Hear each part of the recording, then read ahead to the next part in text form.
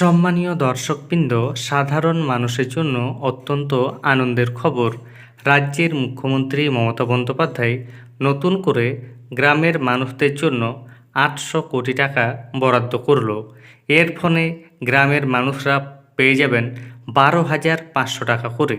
মুখ্যমন্ত্রীর এই প্রকল্পটি কী এবং কিভাবে আপনারা সেই টাকাটি পাবেন, সেই সম্পর্কিত গুরুত্বপূর্ণ আপডেট রয়েছে এই ভিডিওতে। তাই ভিডিওটি স্কিপ না করে শেষ পর্যন্ত দেখুন এবং চ্যানেলে নতুন হয়ে থাকলে ছোট্ট চ্যানেলটি সাবস্ক্রাইব করে নোটিফিকেশান অল করে রাখতে ভুলবেন না। এবং যেসব ব্যক্তি ইতিমধ্যেই সাবস্ক্রাইব করে রেখেছেন তাদের জানাই অসংখ্য ধন্যবাদ। দেখুন আজকের প্রতিবেদনে এই নিয়ে কি বলা হয়েছে।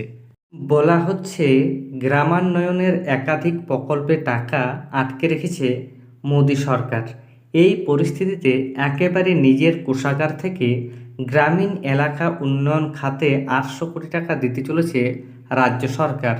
সূত্রের খবর, আগস্ট মাসের শুরুতেই এই টাকা পৌঁছে যাবে রাজ্যের প্রতিটি গ্রাম পঞ্চায়েত, পঞ্চায়েত সমিতি এবং জেলা পরিষদের কোষাগারে। তা ব্যবহার করা হবে গ্রামীণ এলাকার সামগ্রিক উন্নয়নের কাজে। তৈরি হবে নানা ধরনের নতুন পরিকাঠামো। তার সুবাদে সৃষ্টি হবে নতুন নতুন কাজের সুযোগ। কেন্দ্র ১০০ দিনের কাজ বাবদ টাকা বরাদ্দ বন্ধ রাখায় কর্মশ্রী প্রকল্প চালু করেছে নবান্ন। পঞ্চায়েতগুলির জন্য রাজ্যের এই নয়া বরাদ্দের ফলে কর্মশ্রী প্রকল্পে আরও বেশি করে কাজ দেওয়া যাবে বলেই মনে করছেন রাজ্য প্রশাসনের শীর্ষ কর্তারা। পঞ্চায়েত মন্ত্রী প্রদীপ মজুমদার জানান, কেন্দ্র যে একেবারে রাজনৈতিক কারণে বাংলার প্রতি বঞ্চনা করে চলেছে তা মানুষ বুঝে গিয়েছেন। আর তার ঠিক উল্টো পথেই হাঁটেন পশ্চিমবঙ্গের মুখ্যমন্ত্রী মমতা বন্দ্যোপাধ্যায়। তৃণমূল স্তরে মানুষ যাতে সব রকম সুযোগ সুবিধা এবং কাজ পান, সেই লক্ষ্যেই তিনি উদ্যোগ নেন।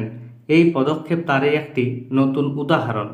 পঞ্চায়েত এবং পুর এলাকার উন্নয়নের জন্য পঞ্চম রাজ্য অর্থ কমিশনে টাকা দেয় রাজ্য। পঞ্চায়েতের জন্য একটি অর্থবর্ষে 2টি কিস্তিতে ৮০০ কোটি টাকা করে দেওয়া হয় রাজ্যের কোষাগার থেকে। 2023-24 অর্থবর্ষের প্রথম কিস্তির টাকা ছাড়া হয়েছিল গত নভেম্বরে।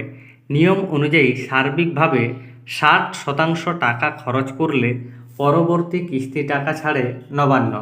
কিন্তু নির্বাচন এসে যাওয়ায় জেলাগুলির পক্ষে এবার ওই পরিমাণ টাকা খরচ করা সম্ভব হয়নি। সম্প্রতি এই টার্গেটে পৌঁছানো সম্ভব হয়েছে। তারপরে রাজ্য পঞ্চায়েত দপ্তরের তরফে 2023-24 অর্থবর্ষের দ্বিতীয় কিস্তির টাকা ছাড়ার জন্য রাজ্য অর্থ দপ্তরকে অনুরোধ করা হয়েছে। এ মাসের শেষেই এই টাকা রাজ্য অর্থ দপ্তর ছাড়বে বলেই নবান্ন সূত্রে খবর। তাহলে রাজ্য পঞ্চায়েত দপ্তর আগস্টের শুরুতেই ত্রিস্তর পঞ্চায়েতের সকলকেই ওই টাকা পাঠিয়ে দেবে। কেন্দ্রের পঞ্চদশ অর্থ কমিশনের মতো রাজ্যের পঞ্চম অর্থ কমিশনের ক্ষেত্রেও রয়েছে শর্তাধীন এবং নিঃশর্ত তহবিল।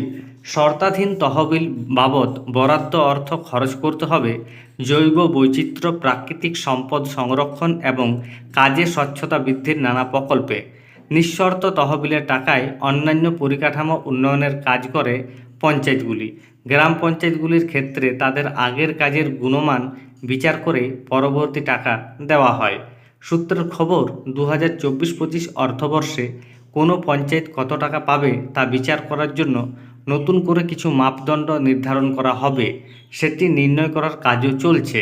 কিন্তু 2023-24 অর্থবর্ষের প্রথম কিস্তির 60% টাকা সামগ্রিকভাবে খরচ হলেও বহু জেলা এই টার্গেটে পৌঁছতে পারেনি। ফলে ভালো কাজ করা জেলাগুলির উপর ভর করেই অন্যান্য জেলা বৈতরণী পেরিয়েছে। আগামী দিনেও যাতে এমনটি না হয় তার জন্যই মাপদণ্ডে বদল আনার তোড়জোড় শুরু করেছে রাজ্য সরকার। তাহলে বুঝতে পারছেন, কর্মশ্রী প্রকল্পে সাধারণ মানুষকে টাকা দেওয়ার জন্যই বা সাধারণ মানুষ যাতে কাজ করার সুযোগ পায় তার জন্যই এই টাকা বরাদ্দ করা হচ্ছে। এবং আপনারা জানেন, যাদের কাছে জব কার্ড রয়েছে তারা 100 দিনের কাজ পেয়ে থাকতেন আগে, তবে এই মুহূর্তে কর্মশ্রী প্রকল্পে 50 থেকে 60 দিনের কাজ দেওয়া হবে এবং এর জন্য আপনারা 12,500 টাকা করে পাবেন। ধন্যবাদ।